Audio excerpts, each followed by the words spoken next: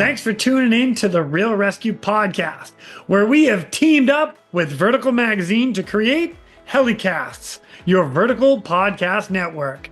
We're alongside the Hangar Z, the Helicopter Podcast, Vertical MRO, and the newest podcast, the Valor Flight Crew. Check them all out at verticalhelicast.com. Now, quick shout out to our sponsors for this episode, Axness. Their mission, wireless intercom. Contact them today at axness.com. Switlick Survival Products. They manufacture the highest quality safety and survival products for aviation, marine, and military markets. Check them out at switlick.com. Ready Swimmer. We exist to teach, train, and mentor those called to serve. Our mission, to make you ready. Check them out, readyswimmer.com. I'm starting something new here at the Real ResQ. This project is a start of a unique way to honor and remember the rescue professionals who have lost their lives no matter the circumstances. It's a tribute to their dedication, sacrifice, and the lasting impact they had on the search and rescue community. Through these episodes, we aim to share their stories, preserve their memories, and recognize the difference they made in our lives and the lives of others. Their service and sacrifice will never be forgotten. The goal remains the same, so others may live. Now up next, we have some wonderful stories from a couple of my fellow finned brothers. To help me remember United States Coast Guard rescue swimmer number 125, Mr. Craig Dunbar. My name is Jason Quinn. I am United States Coast Guard rescue swimmer number 500. These are my rescues and rescues from those of us that put our lives on the line every day so others may live. This is the Real ResQ Podcast.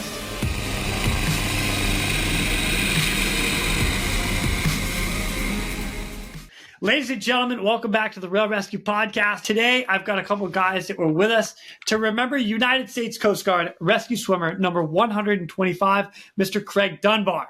I got Steve Ober, rescue swimmer number 1. Joe Beyer, rescue swimmer number 72. I got George Cavallo, rescue swimmer number 122. I got Joe Burns, rescue swimmer number 123. And Olaf Leavelle, rescue swimmer number 126. This is like old school shop to me. I'm very excited about this because I know you guys have stories that, like, I've heard a lot of your stories. Minus Beyer, I haven't heard you. So it's Beyer and Burns that you guys are going by last name today, just so you know. No worries. All right. I like the way you said old school shop, and I look around and everybody's got gray hair. I think that was a dig, man. Yeah. It's not a dig. It is not a dig. It's like I feel like I'm in the presence of greatness right now. This is how excited this is for me. All right. So, like I said, guys, we're here to remember Craig Dunbar. He was joined the Coast Guard. You guys all had an opportunity to serve with Craig. And unfortunately, I don't have a way to get his stories, so we're going to get them from you guys. So I'm going to open the floor to you, but I'm all about it. Let me start this. Where did you guys first meet Craig? Start with Olaf. Oh, I first met him in school. When we first started off, we were actually 3 different schools, or 3 different classes. He came in and he was just giving us the runaround, giving us the this is what you do. He was kind of giving us a little watch out for this, watch out for that, give us a little heads up. And then he was also the how you always have like the barbershop guy who does all the haircuts. Craig was that guy. So we all got to get our haircuts from Craig, but that was it. And it wasn't just a shave out. It was like the nice high. I'll tell you a story about that later. Okay. Joe Burns and I, actually, we were in the same class as his. We arrived. There was, I think, 6 of us in a class. And the first couple of days, we got to know him. We had to go over, and they didn't have sweats left over. All the sweats had been given out. So all they had were these yellow 1970s sweats, and they were all way too small for us. And we put them on. You had about a half a foot on your legs and your arms are up to here. And I remember Dunbar just kind of looking and going, no, I can't do this. I can't do this. Remember that, Joe? Yeah. We were roommates. It was me, you, and him, right? I thought it was me. Oh no, yeah, we were at the beginning. I think we were. Yeah, we were roommates. Weren't you 4-door room? No, I think it was 3. I think it was 3. Wow, you guys had it easy. All right, Steve, what about you? When did you get a first chance to meet Craig? I didn't meet Craig till I ran into him at Brooklyn, right? I came in and, Craig was there already, I'm pretty sure. And so I came in as the first class coming out of East City in 88. And then, we were just starting up the swimmer program and, beginning all the pieces there. So that's where, I met him. Just, funny times. I mean, he always stood straight. Looked damn good in blue jeans and T-shirts. He was always quiet, but I'll be honest, he didn't say a whole lot to me, but, between, Olaf and Joe and when Joe spoke or whatever, then I'd hear that potentially the things he wasn't enamored with. But yeah, I mean, well, what a great guy. What a great guy to work for. I mean, it was an honor, right? I got a story later about the pump house because everybody used to go out to the pump shop. They might have been avoiding me, but we had a rat problem, and I'll talk about that later. Okay. And Beyer, when was the first time you had a chance to meet him? In the end of '89, when I went back in the Coast Guard. I was stationed in Brooklyn with him. Okay. All right. So Steve and Beyer, you guys were both with him in Brooklyn. I know Olaf was. Joe, Burns, you were in Brooklyn with him as well, right? Yep, we went to A school together. Cavallo, you were too? No, me, Olaf, and Joe Burns, we all went to A school together with Dunbar. And then I stayed in East City, and those guys all went to Brooklyn. Well, let's do this then. I'm gonna turn the floor over. Oh God, I can't believe I'm about to do this. Olaf, George, and Burns. Please share some stories that you remember from him from A school and just things that stand out to you. Well, I always remember he had a loaf of bread and a jar of peanut butter. He lived on oh my God, I forgot about that. Oh yeah. Same in Brooklyn. Oh my God, I forgot about that. I don't know what he did with all his money. He wouldn't spend it. He just he cut his own hair. You'd walk in, and a lot of times he was touching up his hair with clippers. And then he started cutting everybody's hair. I know he gave me a mohawk one time. I don't know where we were going with that, but that's when I had hair. He gave himself a mohawk? No, he gave me one, but he would trim his own hair. He had a second mirror. He could do the back. He was amazing with that. it was actually pretty good. He got pretty good towards the end. Yeah, he definitely did. Yeah. You're right about the bread and the peanut butter. He was always actually Hoffmaster. He said it before the best. He was a miser. He was very tight with his money. Frugal. Yeah, frugal. Yeah, frugal. Yeah. Yeah, and he had like 3 pairs of jeans, and that's all he had, and a couple of T-shirts. Yep. And they were all white T-shirts. Yeah, and he would have them in his locker, just all lined up. And he had that. Literally 3 pairs of jeans? And a pair of overalls. And he ended up buying a pair of overalls too. That he'd wear without a T-shirt. Yeah. Nothing like breaking that Arkansas stereotype, huh? Ah, Yeah. man, It's, cowboy forgot boots. about that. Yeah. I remember one time we were in parachute. Our class was in the parachute loft, and we were packing parachutes. And Butch Flythe walked in and looked at me and says, "Leavelle, you need a haircut." So I got a hold of Craig and said, "Hey, Craig, could you give me a haircut during lunch?" He goes, "Yeah, man, no problem."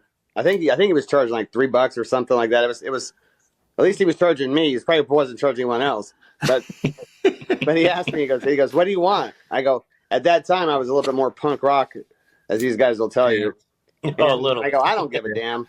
So he actually gave me a mohawk, but it looked good in the front. It looked like a good high and tight in the front. So I got back to the paraloft. I'm packing the chute.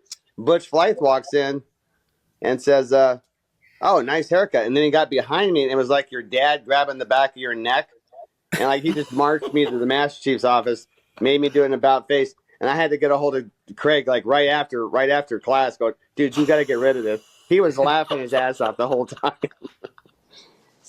Oh, Yeah. oh, that's great. Yeah, he was good. He was, when we would be in the pool and working out, he really fostered all of us taking care of each other and helping each other. I remember we used to go to the pool late at night and practice our stuff. We were all frazzled and worried about rescue swimmer school. And he was always part of that. He was always pushing that we needed to take care of each other and help each other.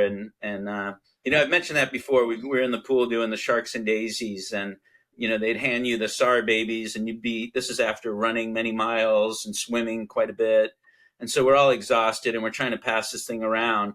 But guys would reach under the water and hold each other up in the water to help the other guys when the baby was going around. And that was just, you could always count on Dunbar. If he was next to you, he was going to reach over and grab an elbow and try and hold up the guys next to him. It was pretty cool how he really helped the cohesiveness of the group. When you guys were going through school, because you guys were like your three classes, were you guys all in the blue light special type class time frame? Okay. Yeah. So for those that don't know, the blue light special is the Navy Rescue Swimmer School had shut down because they had a death down there, and you guys were stuck, and you ended up going just through school. And if I remember correctly, George Olaf, you guys had mentioned you had to put fins on your hands and try to swim with fins on your hands. Yep. We did, yeah. We were there 9 months, I think. Just well, getting. They started making up stuff for us just to do. And then they decided to send us all. They shut down ASM school altogether and sent all the classes, even if they weren't even first phase, all the way to Petaluma, and we all went through EMT school together. And do you guys remember us, Dunbar, and making up the game of baseball because he made a bat out of one of those splints, and we were playing the stupid baseball game out there in the field. So we were doing that until the very end. I think they still tell stories about us yelling and everything else, waking everyone up when we were doing our calisthenics and stuff.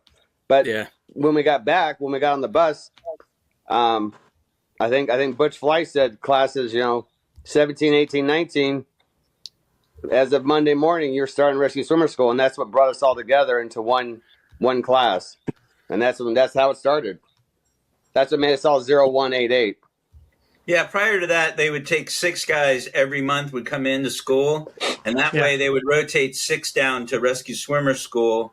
But after the tragedy and the accident at Pensacola, they immediately combined all of us into a class, and I think there was 27 or 30 of us. And then we became the Blue Light Specials who graduated. So before that, we were 4 or 5 classes, 6 each. Well, and they weren't.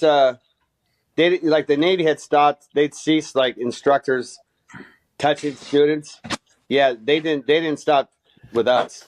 They stayed on that program very well. Yeah. If it makes you feel better, it stayed while I was in too. Okay, yeah. Good. As I've been told before, flogging in the pool. No one can hear you scream underwater. The fact.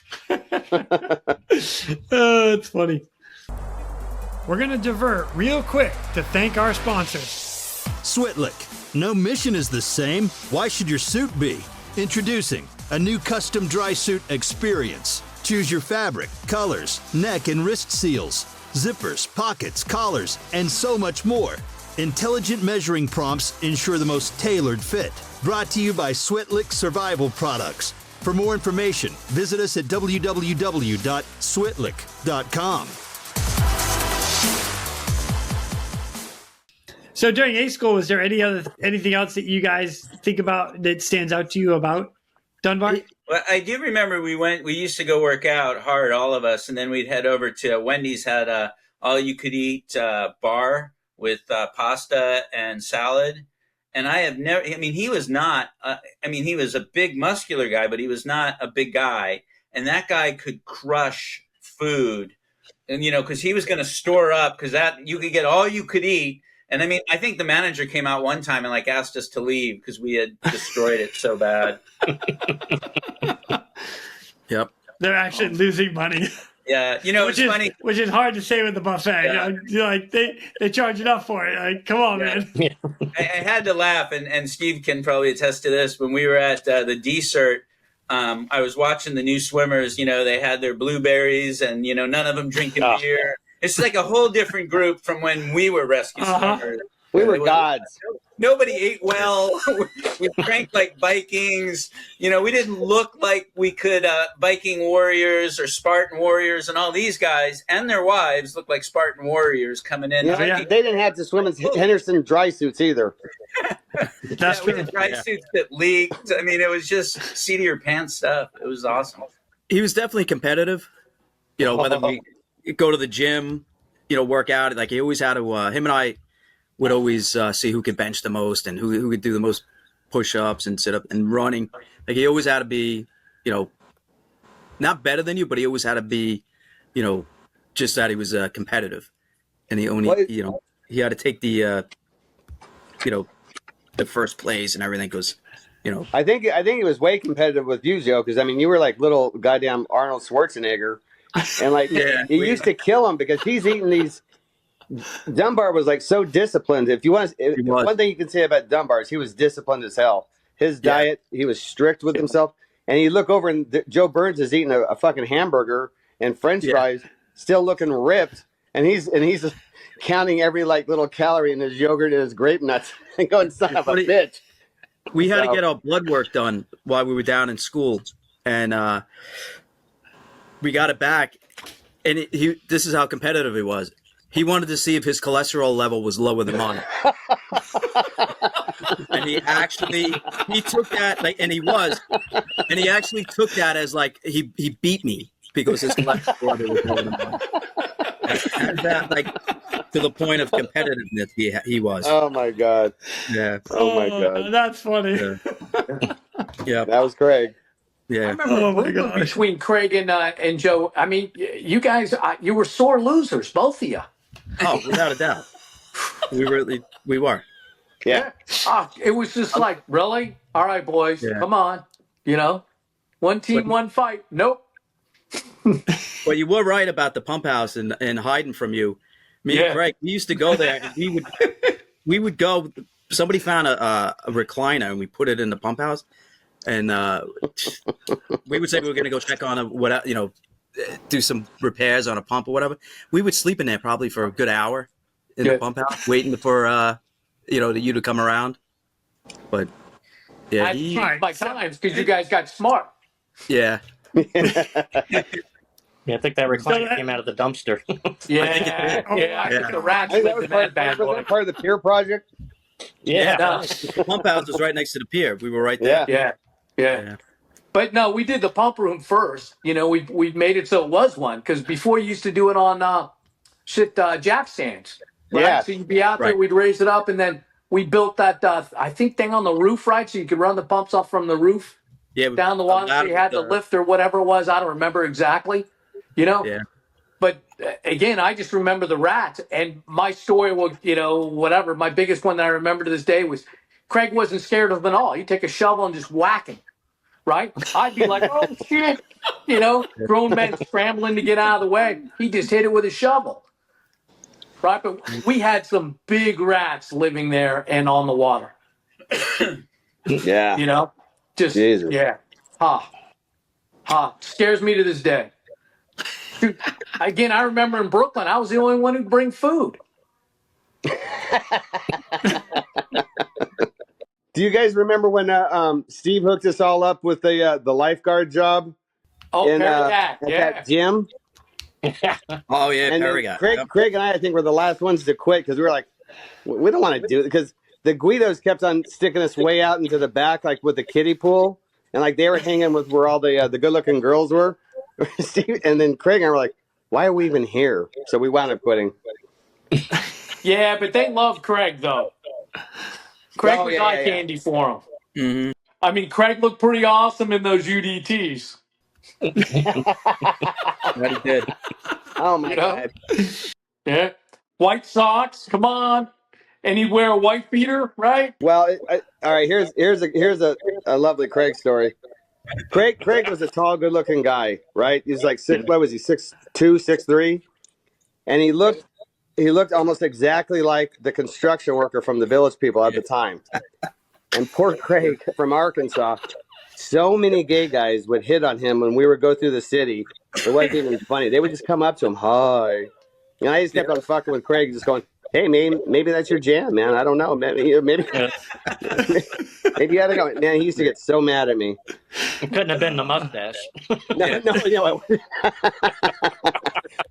Well, here's and I don't know why too. This, another thing is I sold him a motorcycle. Then he bought this leather jacket. And do you remember this, Joe? That leather jacket with fringe. Mm-hmm. So he had like all this fringe on it, right? And I kept on calling him Bon Jovi. Every time I see him, hey, what's up, Bon Jovi? And it got into his head so much that he cut the fringe off. So it made it look 10 times worse than it really was. Yeah. My wife still yells at me to this day because look what you did to Craig. Yeah. Oh my gosh! I remember that motorcycle.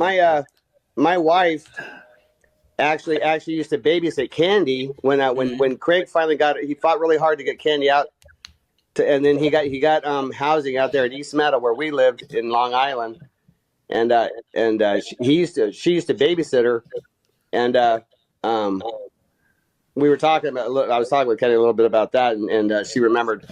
But the thing about that was we would sit there and tell him, like, Craig, you gotta give her more than just like yogurt, and you gotta feed her, man, because he would like give her just very nutritious food. Yeah. Probably peanut butter. Here's a spoonful. No. Oh my God. I just remember Craig, like in the shop. Well, it was between him and Joe. I mean, Olaf, he was doing his own thing. Joe, later on. But I just remember the two of them. They were always like frustrated. You'd be like, "Hey, we got to do this." Right.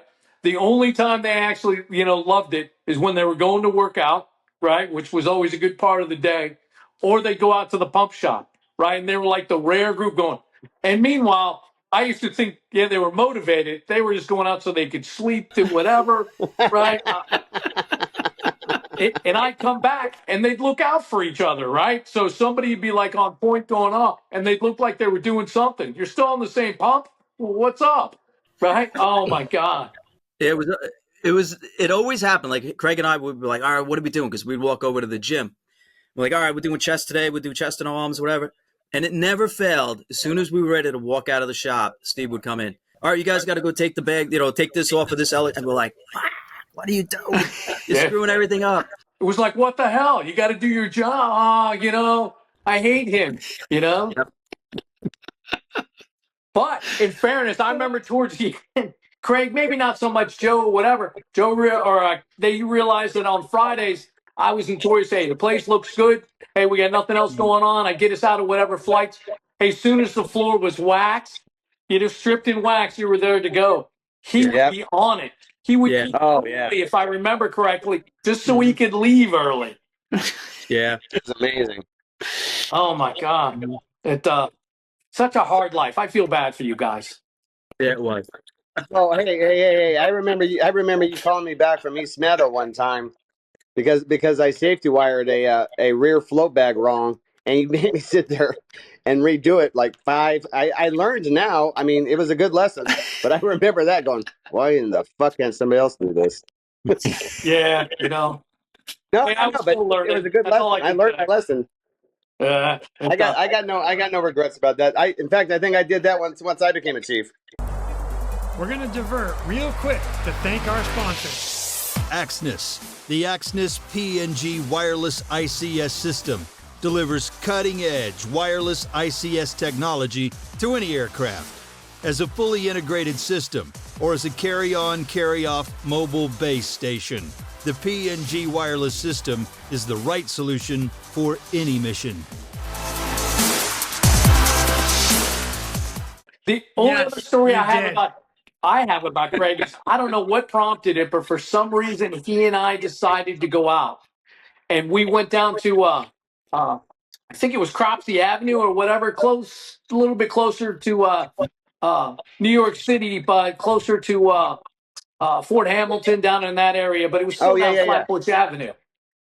And then I went out, and I think we were driving my Vega. I had a lime green Vega, right? That The Ober I could mobile. leave the windows open, and people would roll it up, going, "Man, we're not stealing this." But it had no brakes, so I had to use the handbrake in order to stop. True story, right? Because at the time, I just, decided it was more important to spend money elsewhere. But we went down, and I'll never forget. Craig comes out. He's wearing his blue jeans, his T-shirt, his boots. He's got that belt buckle, right, of which I have no idea where it came from, and his hat. And we go into this club, and I'm wearing shorts, topsiders, polo shirt, right? Total fit for the 80s, Nothing right? like standing out. Craig was totally out of place, right, as we both were. You could hear a pin drop when we walked in there. But I have never seen so many girls with raspy voices, right? All of a sudden, Craig was there, right? Oof. But I'll never forget that. It was just incredible time. And he was just, I don't know how he stayed pumped the whole night, but I don't think he ever stopped, being flex the whole damn night. Yeah. Anyway, Oh, yeah. nonetheless, Wait, that was my rare one time going out in public with Craig. And I kind of said something about this before we started recording, but one of my favorite nights was when, we all went out. All the swimmers, for the most part, we went out in the Ober mobile, and we just had we went out to a bunch of different clubs. Remember? Yeah, downtown Manhattan. Yeah, downtown Manhattan. Yeah, that was a fun night. Oh, you mean when we got thrown out of the place because somebody ate the head off a lobster? Yeah. All right. Oh, that was the other thing about Dunbar. He would eat anything for money. Anything. Yeah. You find a rotten apple on the side of the road, and you want me to eat that?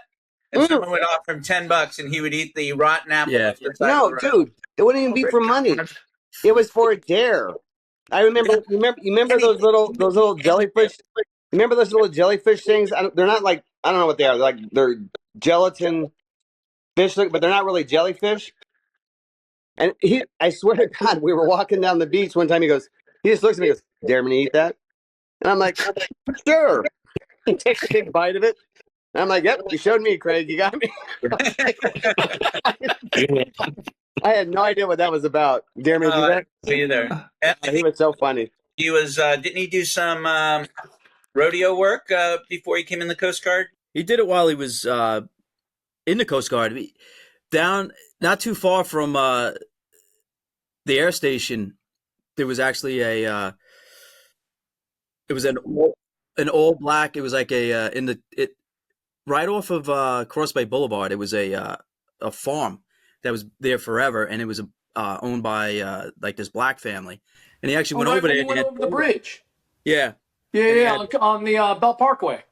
Yeah, that one, and it was another one. And he actually hooked up with them, and they ended up doing like a rodeo, and he went with them, and he started riding bulls. And then riding bulls. Yeah. Oh yes. And he did a few, like 1 or 2 rodeos. Like he would go to Jersey, wherever they would go, and he would go with this group of people, and he actually started. I don't know if he did it after he left, but he actually did he do it competitively, or did he do it just to do it? I think he did like 1 or 2 rodeos. I don't think he won anything, but he in his just head, to say he did it. Just to say he did it. Yeah. Yep. Just like, hey, do you dare me to bite the head off of that bull? Yeah, all right. Right, he did it. Yeah, he did it. Yeah. I remember, we were talking about his eating habits. I don't know if you guys remember, like right towards the end of him ETSing, he was getting out of the Coast Guard. He was living in the barracks, and all he was eating, I'm not joking with you, was plain yogurt, grape nuts, and grapes. That's all he was eating, and still going and doing, Joe and his workout.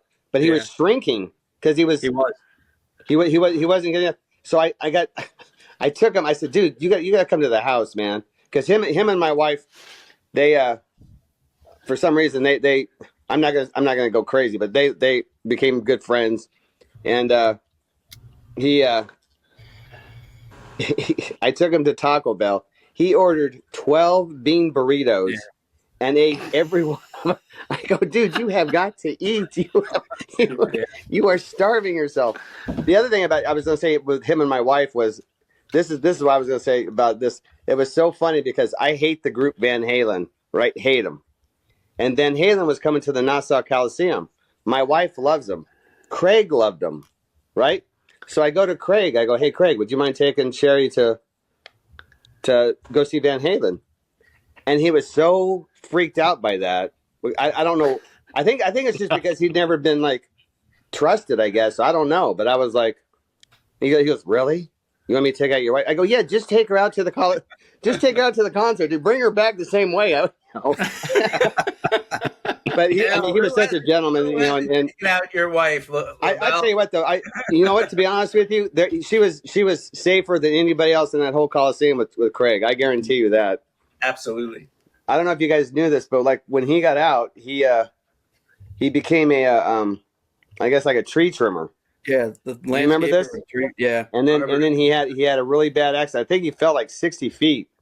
Oh my god! Yeah, no, he fell hard, and he busted some shit up. He was in some pain for a long time.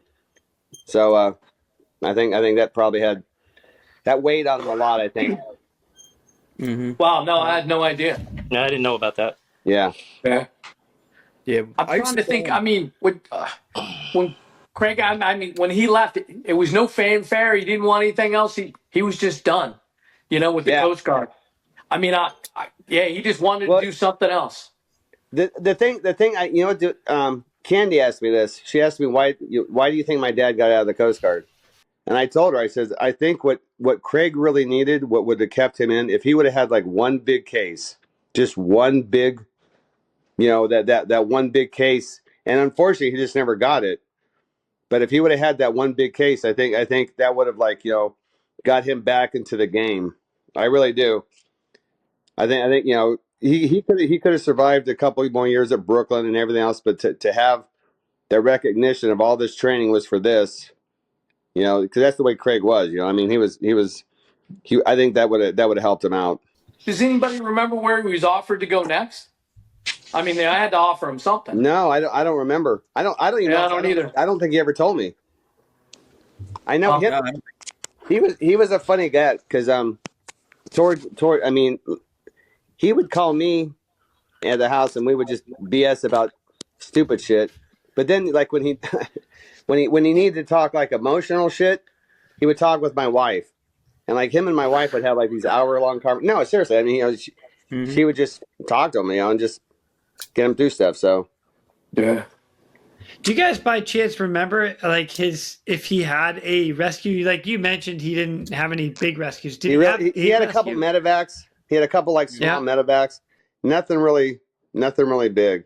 Like I said, if he would have had just one really good rescue, one that, you know, where he could have like put that under his belt. I'm not talking it had to be like a DFC or anything like that, but just something to really, like, you know, be there. I mean, I drew the short straw, I guess. I was lucky, if you want to call it that. I mean, I had a lot of cases at Brooklyn. I got the air medal there and stuff like that. So I think if he would have got that, I think that would have prompted him to stay in. I don't know if it would have definitely made him in, but I definitely think it would have helped. We had more medevacs than anything else. Yeah. No, we definitely did. We had a lot of medevacs. All of you guys have talked about that, the medevacs that came out of Brooklyn. Like all of you guys have come on, it's like, oh yeah. I think Joe had the craziest one.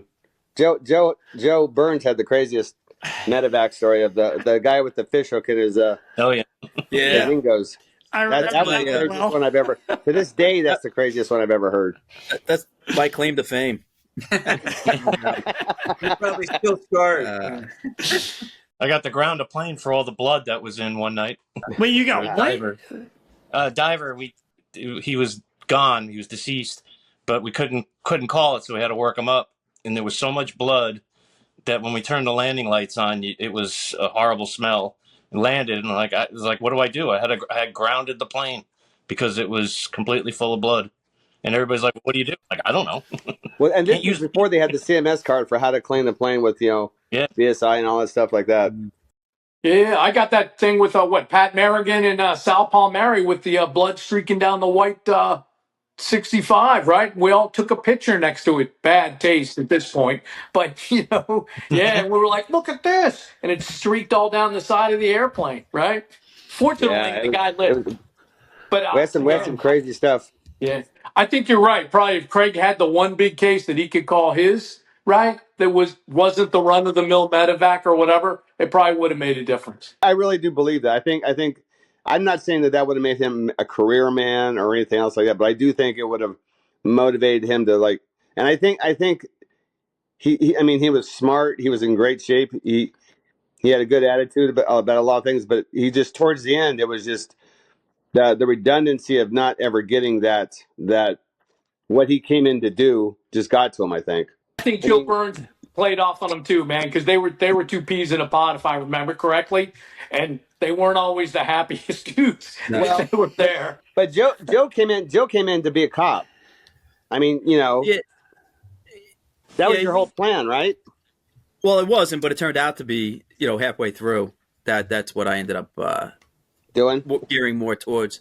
Like you guys are studying for the service wide, right? And I was doing more, trying to get through my application, my interviews and all that crap for the NYPD. And but like I was saying to Jason, that my biggest regret, not that I got out, but that I didn't go into the reserves. Like I should have stayed more connected with the Coast Guard. And I think, me and Craig did have that same mindset. We're out. We had the short timers chain, and every day we'd come in, we'd clip off. Yep. Oh my God, I forgot. Yeah. Yep. And, he got out before me. Yeah, he did.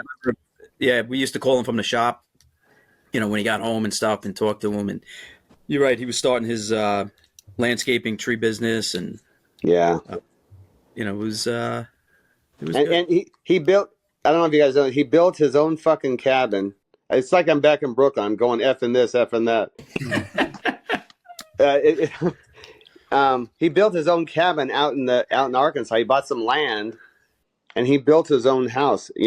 Of course, being Craig, outdoor plumbing. I mean, he still had the outhouse. He had I think he had to hump water into it. I mean, he was a rough and neck kind of guy, man. He had no problem living off the land and being that kind of guy. Yeah, but Nice. He needed Joe Beyer to go down there for a month. Yeah, he talk about like a ladies' man. I showed Steve a picture I had. I was looking for a picture, and I found it. He came out. A buddy of mine was getting married, so we had his bachelor party, and he showed up, and we're all there. There was probably about 15 of us, and he shows up, and the stripper, all she wanted to do was go to Craig. I have no doubt. Right, like after 5 minutes, she was just all over him. It was the face with the mustache and his hair, and he was just smiling into the camera. It's like so Craig. Him, yeah, it was funny. Yeah, that's the thing that killed me too. Is like he went through like a lot of women when he was in New York, but like he would come up and tell me, he's like, yeah, she's just not this or not that, and that's why I used to joke around with him about the gay guys, going, hey man, maybe that's your swag, man. Maybe you're just missing your swag. he would get so mad at me. We're going to divert real quick to thank our sponsors. Attention all rescue professionals and tactical athletes. Ready Swimmer and the Real ResQ have teamed up to bring you the ultimate solution in tactical athlete training. Developed by military rescue professionals, our team boasts over 60 years of combined experience. Elevate your performance both physically and mentally with our individualized programming. Contact us at ReadySwimmer.com or through therealrescue.com and unlock your full tactical athlete potential. The question is, are you ready? We used to go through New York just for the hell of it, just to drink beers, and I think the only time I ever saw him eat pizza was when I bought him the damn pizza. Yeah. I remember. It wasn't health food. I remember one night. It was a Saturday night. I had the duty on Sunday, and I went out the night before, and I got into a fight. Oh, I remember this. I do too. The guy busted my nose. I think I had to work for you. Yeah, I think he covered me on Sunday. He called Steve, but just no, I did. Well, did you cover for me? Yeah, I was the one. You called me up. You called me up in the duty. I was in the duty room. You go, dude, I got the duty. and I didn't see you. And I go, dude, you got to come up here. Like, you go, no, I got it. And I went down to where we usually racked out, and I hope because you were laying there with the lights off. Yeah. And then I hope I turned the lights on. Your eyes were like just like two big old fucking raccoons. My God, it was awful. I go, dude, you can't do this. I can't remember. Maybe it was Craig that we called in to take over for you. Yeah, because I knew he was that's when he was living in the barracks again. Yeah, and I walked in. I woke him up because I got up super early. Just drove in. I'm like, I can't stand it, dude. My nose was like over here. My eyes were black. Oh, that was so. Black and blue. It was awful. There was no way you could have put a mask on. Yeah. No. Didn't we send you to see Pat Burnison? Yeah, he almost fainted when he saw my face. He was like, right? Oh my God, If I Pat Burnison. I forgot about Pat Burnison, the old HSC. Yeah. Well, he was awesome. I mean, back to the story when I fell off the roof and everybody was there for that. But that's another deal. But yeah, I remember that too. And I remember Joe being messed up. I remember Craig. He was pissed. He had to stand duty. Yeah. Right. But he was the first one I went to. I went to Craig. I was just, I got to go to somebody. I knew he was going to be there. And then all hell broke loose. I had to call Al. I had to call Joe, and everybody had to cover for me. It was awful. Yeah, because factions to be wanted to make an example. Yeah, I didn't. I remember. Dude, I remember turning on the lights and seeing your face, going, "Holy shit, dude!" Yeah, I want to see the other guy. That was mainly for Pat Burnison, and like I said, I think it was the XO was Jim Rohn then, and I had to stand in front of him, going, "No, we'll make the example. I'll take care of it." I forgot you had to make up a whole story, but no, like he fell downstairs or some shit. Yeah, you made the biggest bullshit story ever, but we all stuck to it. No, he fell downstairs and he fell on his eyes. Yeah, talk about being unfit for duty. That was, and I remember Craig had to sit there and back it up because you did see him first, and so all our stories had to be the same. Oh my God, so funny. That was it. Yeah, I forgot all about that. Yeah, because I was the one who had the duty. Had to go to Craig first to see what But the good thing was Joe, was that it was Friday night was when you did it, and so like remember I could still stay a little bit longer without going over our bag time. So like we had so Craig had to get his shit together, and I had to listen to him grumble and fucking everything else, and hear his hour about this fucking bullshit. Yeah. But he did it. I mean, he would have done it no matter what. He just liked to grumble sometimes. Yeah. Craig was always there, right? I mean, he may not have loved it, may have wanted it, but now that I'm thinking back about it, he was never short on, okay, I'll get it done. Yeah. And Craig, with each one of us, like he had his own little, how do I put this? His own like little sense of humor, like we were talking about when Chief Roberts was saying that he would go in a heartbeat. They won't send me to swimmer school, and Larry Farmer was like, who? I'll send you tomorrow. And Craig and I were just looking at each other and like laughing our asses off. But every time we see each other, like, I'll send you tomorrow. I'll send you tomorrow. They won't send me. I'll send you tomorrow. We had our own little thing going on. And then when I made second class, Joe and Dunbar fucking gave me so much shit. Oh, what now? Now you're a second class. You can do shit now. Now you're. and then Craig got it, and I was the only idiot that was E4. I was like, shit. Yeah. You were on. You were going to be a cop. Yeah. You didn't drink the Kool-Aid. Yeah. No. That's the other thing that I'm really surprised about with Craig, because he did make second class. It wasn't like he wasn't trying. Yeah. No, he did well. I really do believe, like, if he would have had that one case, just that one case, would have threw him over the edge, and he would have at least done another station. You know what I mean? Yeah. I really believe that. I wanted to get this in about Craig, because we were talking about the training and the things that he did. Craig and Joe said that he was competitive, and this will show you Craig. Craig, our minimum when the pilot deploys you're supposed to be 15 feet, right? AGL with the thing. Craig would always tell me in every training mission, he'd say, "I'm never going to tell him to go lower. I'm never going to do it. I'm never ever going to do it." So he would even ask me, "Hey, tell him to go lower." I go, "No, I'm not doing that."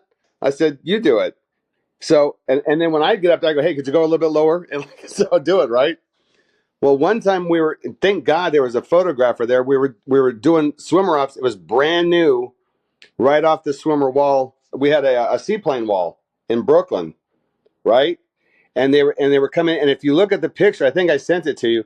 You can still tell that they're still kind of in forward flight.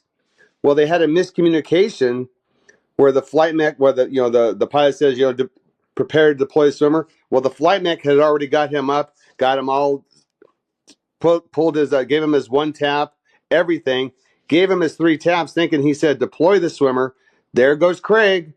He hit the water. Then he swam. He didn't go back to the helo. He swam to the seaplane ramp. He had only one fin. His SAR 1 with that big PRC, had busted him in the mouth. No mask. Pissed off, and I was like, "Hey, how's that not asking to go lower working for you?" He gave me some expletives right there. He didn't talk to me for a little bit after that, but that was one of the funnest. I'm so glad we had somebody to catch that though, because that was Craig all over. Because and if you do the math, if you look at it, because like Craig was what 6'4", 6'2", 6'4", at least 6'3". Yeah. So I mean, if you go, you're like, oh man, he did a good one. Well, you're falling a long way when you start to rotate, right? And you're going to do a face plant. Yeah. You know you're falling a long way when you got time to take a breath when you're yelling. Yes. I think every arm roll is at least 10 feet. 1, 2, 30, shit. Wow. Yeah, that was so funny. Yeah. But anyways, I wanted to get that in because like that fits right in with what Joe was saying about the competitiveness, because that's the way he was. I'll never tell him to go lower. Hilarious. The other thing I remember Craig would wear his flight suit, but he'd peel it down to do something, and he'd be having that tank top white beater on underneath. Yeah. That's the other thing that popped into my brain. Right? That's right. I forgot it, but now all of a sudden I'm thinking, I remember that too. And Joe Burns may have done it too, but I think he wore the suit. But So But funny. all of a sudden that struck into my mind, him out there washing an airframe in 65, because that was the thing. We were out there, they were washing, we were there too, right? Pre-fight, post, whatever the case may be. But he'd have it all peeled down, and he'd be in his wife beater tank top. Well, do you remember the shower you built? Oh, you had the DC's builder for us, and we had it in the corner of the hangar? Oh, yeah, with the warm water that we're not sure where it came from, yes. Yeah, exactly. Yeah. Yeah, he would go strutting across. He'd be coming out with his towel on, walking over to the bathroom. He'd go get in the shower. It was just. Oh my God! Right? Yeah. All he had to do was walk to the barracks where we had our duty rooms where they had nice showers. Yeah. I remember the female pilot, Giselle, whatever, but they were less than impressed. Do you ever remember when they did the deluge test and all that rust and crap came out? So that's probably where all that water came from. Mm-hmm. Yeah. Oh my God. Yeah. Well, It's hey, funny. at least we're not sitting there under that big ass. Remember the water wash hose? I remember we all used to be pretty pissed off about that.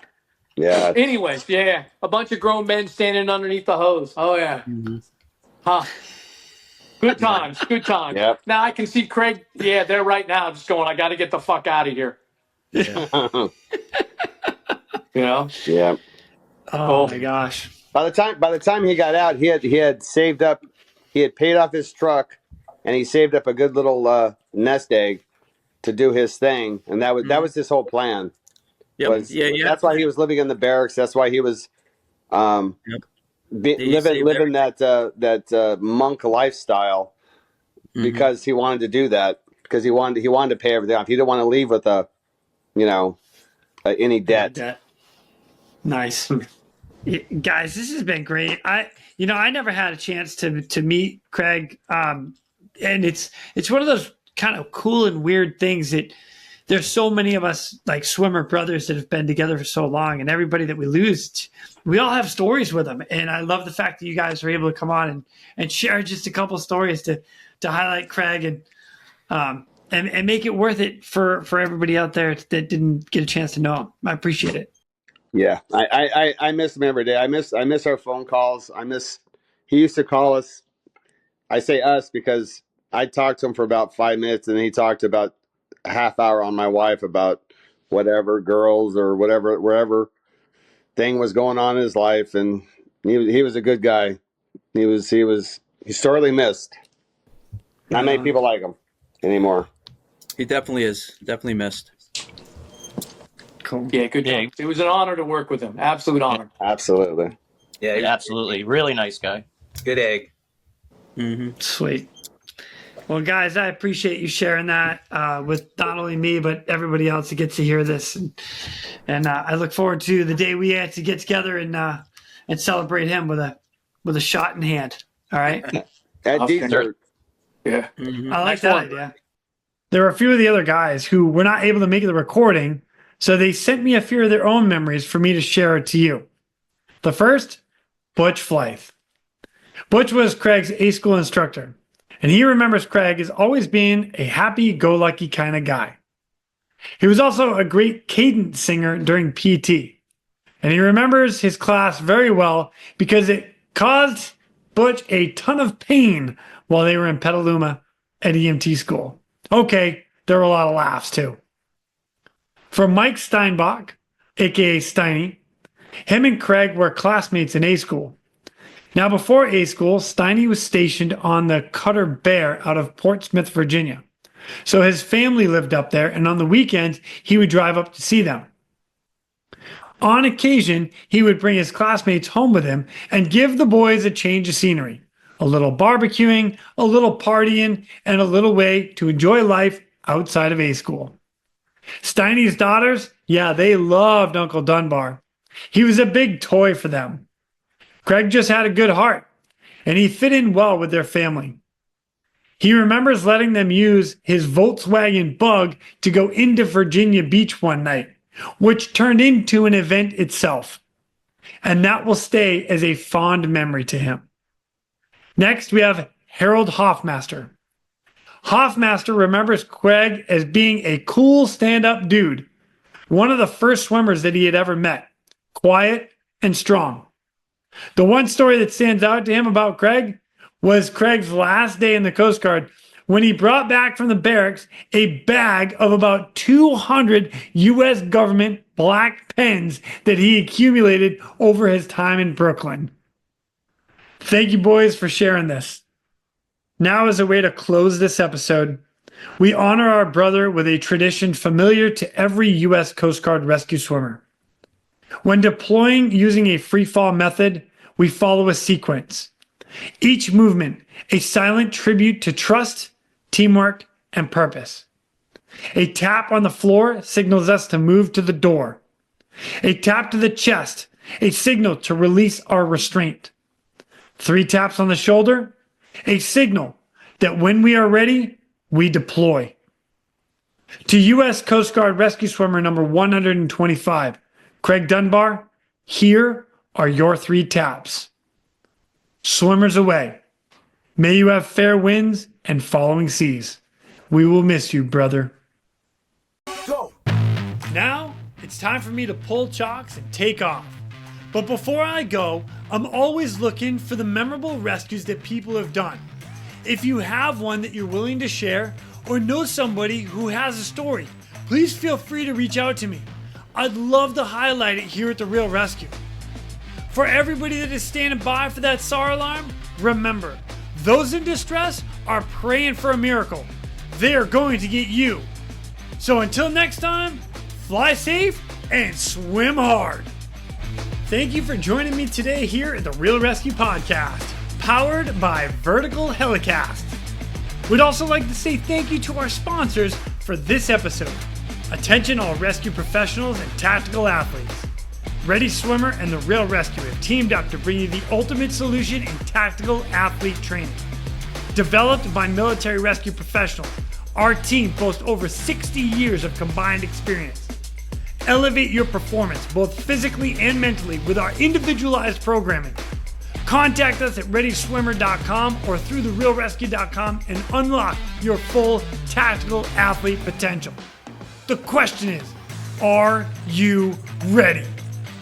Axnis. The Axnis PNG wireless ICS system delivers cutting-edge wireless ICS technology to any aircraft as a fully integrated system or as a carry-on, carry-off mobile base station. The PNG wireless system is the right solution for any mission. And Switlik. No mission is the same. Why should your suit be? Introducing a new custom dry suit experience. Choose your fabric, colors, neck and wrist seals, zippers, pockets, collars, and so much more. Intelligent measuring prompts ensure the most tailored fit. Brought to you by Switlick Survival Products. For more information, visit us at www.switlick.com.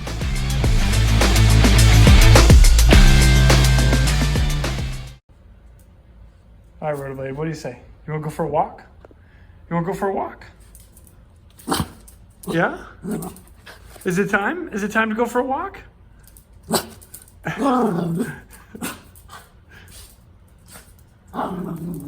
Okay, all right.